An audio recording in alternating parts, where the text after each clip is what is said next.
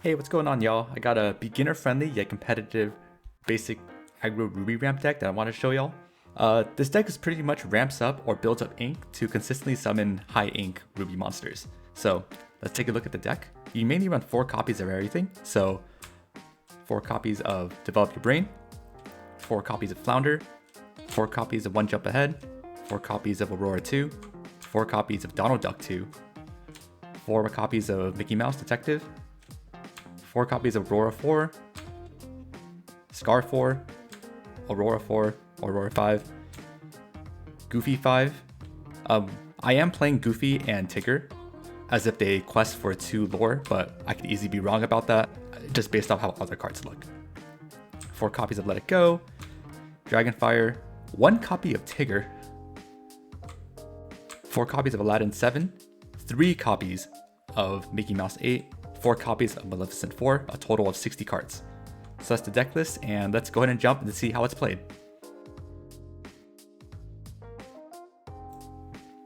So let's start with how to mulligan with this deck. And a good rule of thumb for mulligan is that you want to set up your first 2 or 3 turns. So let's go ahead and shuffle this real quick and see how that goes. That should be about good. And draw 7. So what you want to do is kind of discard your any 5+ cards for sure. Oops. Like this. Probably an Aurora and probably the other Aurora as well. Is how I would end up playing this out. And then let's see what we get. Okay, not bad. So this is an example mulligan, and we'll go into the combos and what other interactions and openings that this deck may have.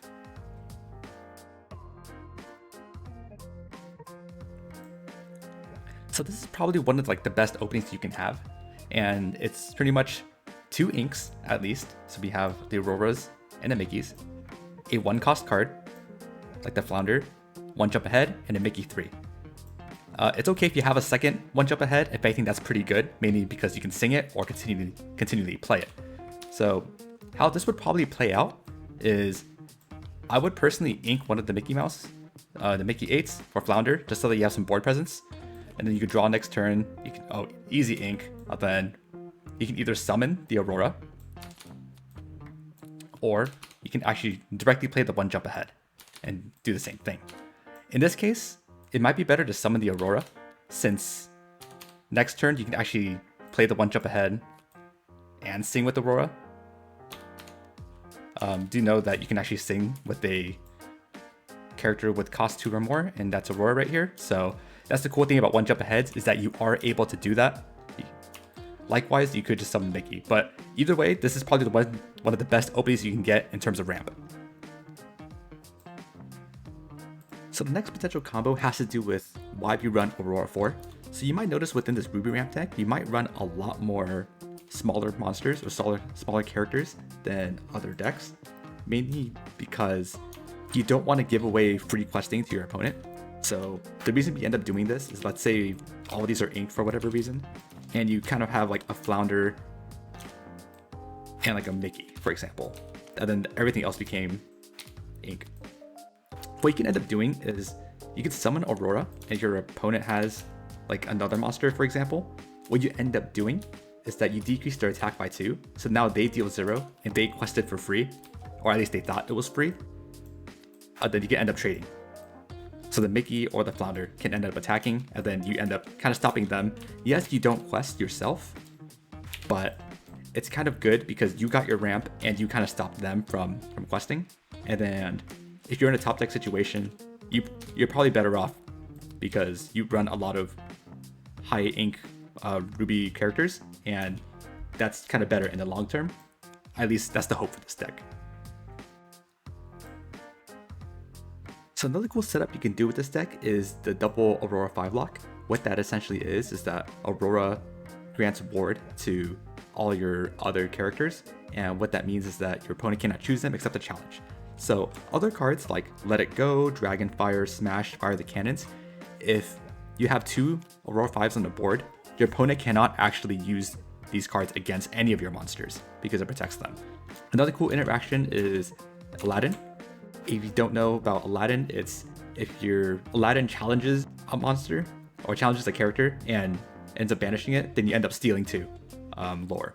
So you don't have to necessarily quest with Aladdin, but the fact that he's even on the board gives a lot of pressure to your opponent to kind of second guess themselves if they want to quest or not.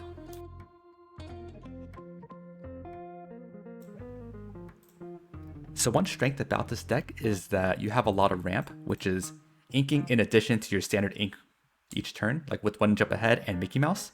Likewise, you also run a lot of removal, so these cards are able to destroy or banish your opponent's characters without actually challenging them. You also run a lot of evasive characters, so you can kind of quest for free and not have to be as scared when your opponent can actually challenge you back. You also do run the Aurora Wardlock, so you could actually end up saving yourself or protecting yourself from a lot of removals, as I mentioned earlier. One weakness is that you do actually have a weak early game. Even if you do get the ramp off, you're prioritizing the ramp instead of establishing your field or even questing. So if you're against like an Amethyst or something, then they might be able to quest for free like 8 times or so. Like this is kind of a normal board that you might see against other players, especially in Amethyst. And speaking of which, we can start going into the matchups. So one matchup you might run into is the Stitch Spam or the Stitch Spam aggro deck, where they do run a lot of 1 cost and 2 cost characters so that they can use the effect of Big Stitch and actually just continually draw. So that's a lot of the reason why I run a lot of these low cost characters as well, so that you can kind of contest their early game and maybe trade their Maleficence so they don't really quest for free.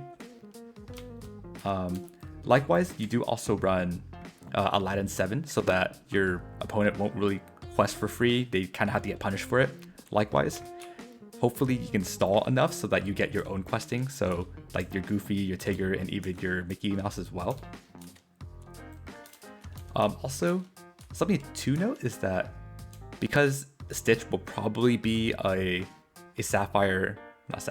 Amber and Amethyst, then they'll probably have access to Hades 4, where Hades can actually bring back another Hades from the discard pile, put it back into their hand, then recycle those. Likewise, the Mickey Mouse and the Magic Broom can also get recycled.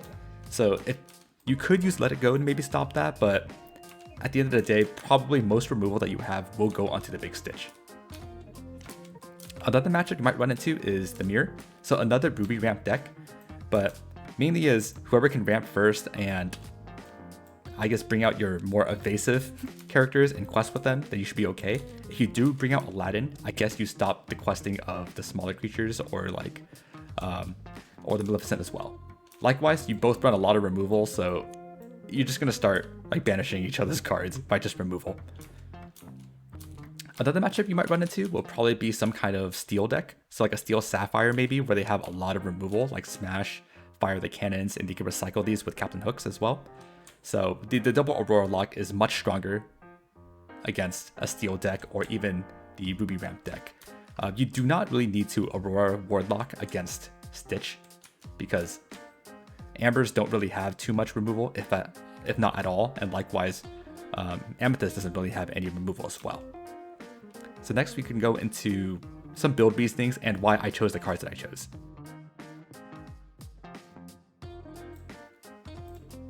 So one big question might be, why 3 Mickey Mouse and 1 Tigger? And I'm assuming that Tigger gains 2 lore when he quests, and it's mainly because sometimes there are times where you don't have enough ink to quite summon a Mickey Mouse, but you do have enough for the Tigger, and you really do need that board presence. So Mickey Mouse is still a great card, but there are times where I have found that Mickey Mouse does brick a little bit. It kind of sucks to have in the hand, and you're kind of forced to ink it, as painful as it is. So you can easily run 4 Mickey Mouse and cut the Tigger if you like. The next card is, how come I don't run Mulan?